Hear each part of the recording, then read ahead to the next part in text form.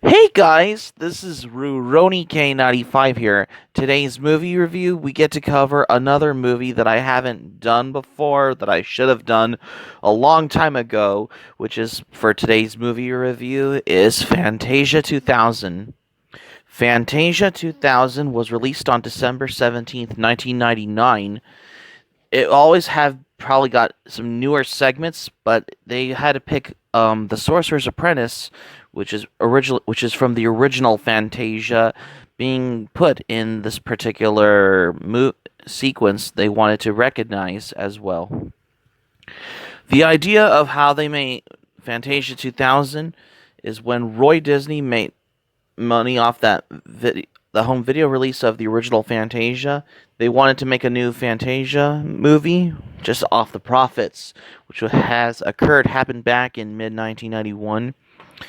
I mean, the potential sequel to Fantasia was probably originally part of Walt Disney's dream, but it never happened until Roy picked up again. Roy Edward Disney has picked it up again, which it shocked the people and the artists, which full of surprises as well of how they began looking at the old movie and they started making notes like if this was real, they wanted to do this for the so they wanted to do it under the working title of how they did with the original Fantasia.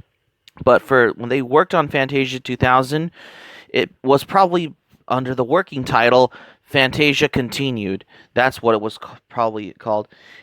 Kind of like how Disney hired Leopold Stokowski.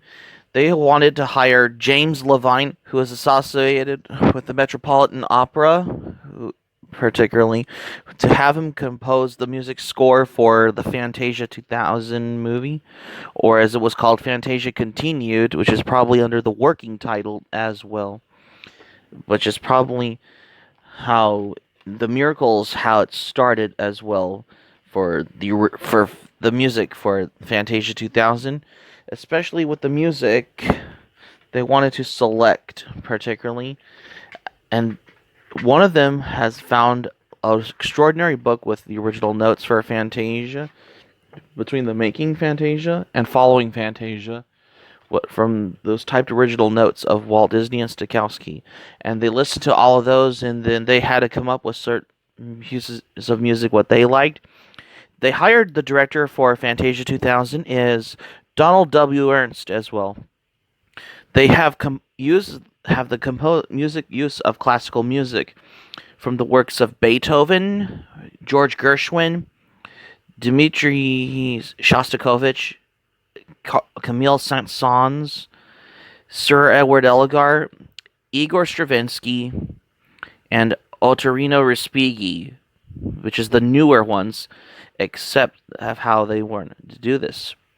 When they did the the have they wanted to make this have decided to find it is to find a beginning and an ending, which is how the equivalent to the abstract beginning of Bach Toccata and Fugue in D minor, which is the beginning in Fantasia, but in the end is the sacred and the profane, which is Night on Bald Mountain and Ave Maria. But when they did the animation and the visuals in Beethoven's fifth sequence in Fantasia 2000, it was done by Pisho Hunt of how to find the way the abstract and all, like all the backgrounds were done by hand and all the layouts and the animation was done traditionally, which is a guide to the CGI department of how they did this, which is the effects and character animation for Beethoven's fifth sequence in Fantasia 2000. Because it's basically like a collaboration of the old and the new technology. When they did the Pines of Rome sequence in Fantasia 2000, they wanted to have like flying whales, particularly of how they use it, particularly in that sequence. Because one of those clouds they wanted to shape like a whale, so why not they use the whales in Fantasia 2000, which is probably a strong, solid idea. I mean, talk about how they wanted to do this as well, for its own sake as well. That's a better question would be how the flying whales would be in the Pines of Rome sequence in Fantasia 2000. And also for the animation in the Rhapsody in Blue sequence, it was with the help of collaborator with animation designer and director Eric Goldberg.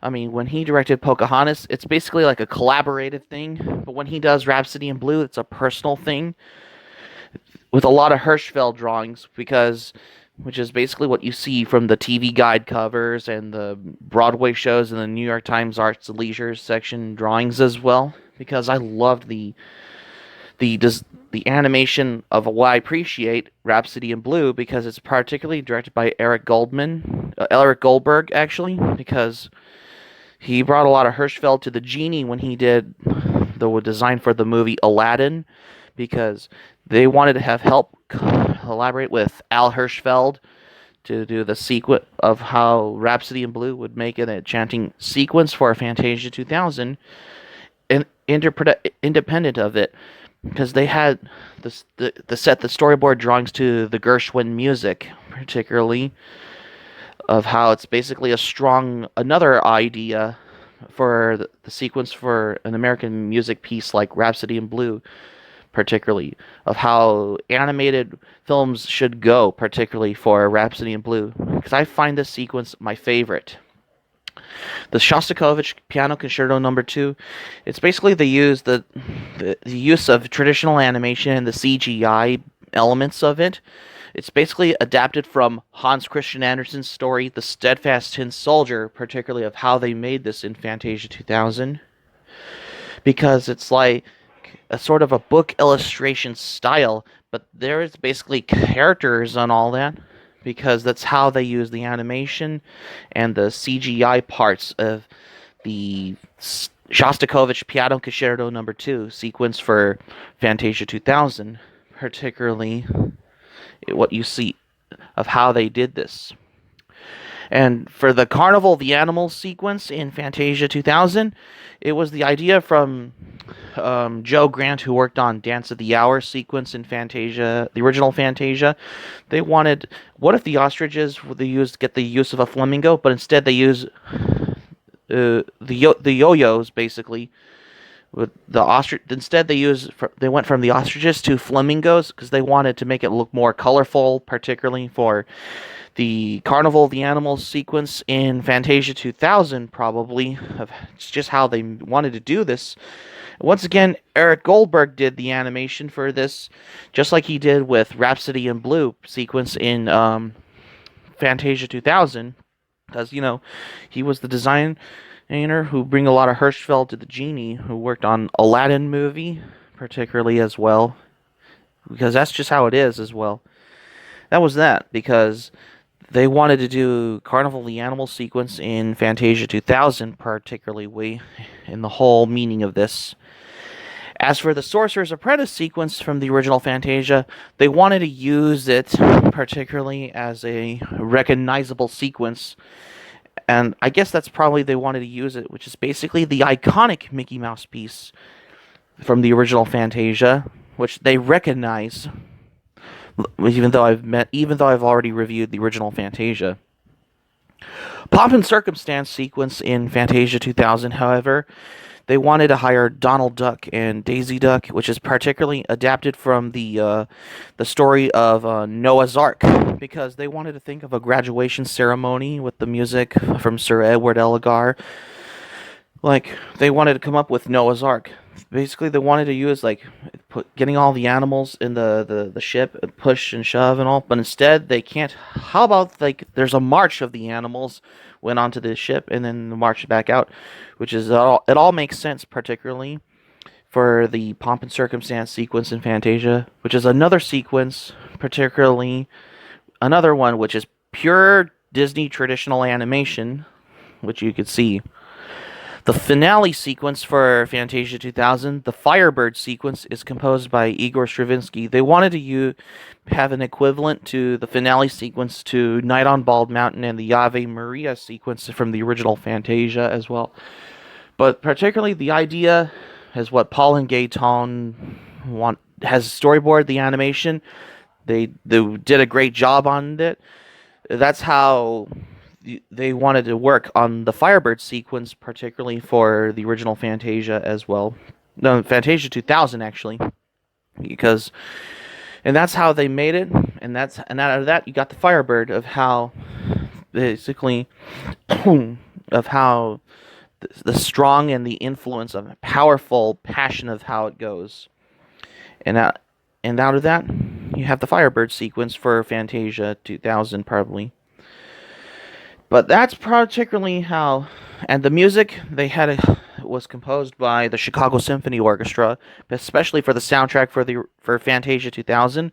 So basically, the working title Fantasia Continued is now called Fantasia 2000, and the interstitial commentaries that are new included, such as from celebrities and other ones like Steve Martin, as well as Itzhak Perlman and Quincy Jones, Bette Midler, James Earl Jones, Penn and Teller, James Levine, and the introduction interstitial for the Firebird sequence in Fantasia 2000 is my favorite Disney actress, Angela Lansbury, who is Mrs. Potts in Beauty and the Beast, and she was also, I believe, in the Murder, She Wrote TV series, and she was also in Bedknobs and Broomsticks, which is particularly my favorite Disney movie from the 70s as well, particularly. And yes, there were the animators that worked on Fantasia 2000 is probably worked on The Lion King, Beauty and the Beast, and Aladdin, probably, of how they had a lot to do with, particularly, when they made Fantasia 2000. When Fantasia 2000 was first premiered in the cinema theaters, they presented it in the IMAX experience. Kind of like how Fantasia was presented as a roadshow experience.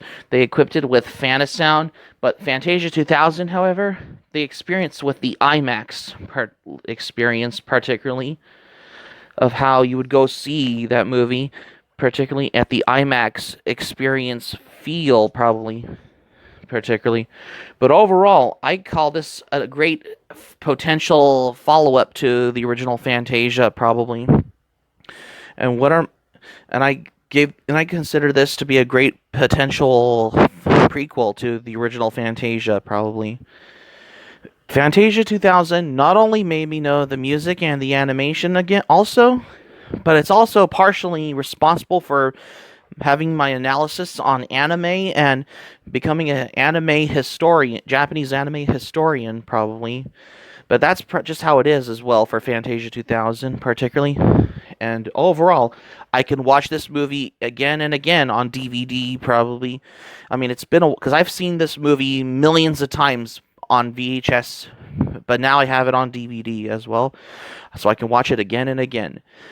So that's going to be it for my movie review on Fantasia 2000 for today. Thank you for watching, but before we go, here's my thoughts, because I really love this movie, because I think the Rhapsody in Blue sequence is my favorite sequence in Fantasia 2000, because it was animated by Eric Goldberg, who worked on the movie Aladdin, which it all has got to me. So hope subscribe for content. My anime plan, link in the description down below. You can share this video on your Twitter, Facebook, if you have a Twitter and Facebook account, on all social media. Smack the like button on this video if you like this video. Be sure to subscribe to my channel, RoniK95. Feel free to join the channel. And I got another movie review coming up next. Stay tuned for my next movie review. I have a movie that I haven't reviewed before for tomorrow's movie review on a Goofy movie. Until next time.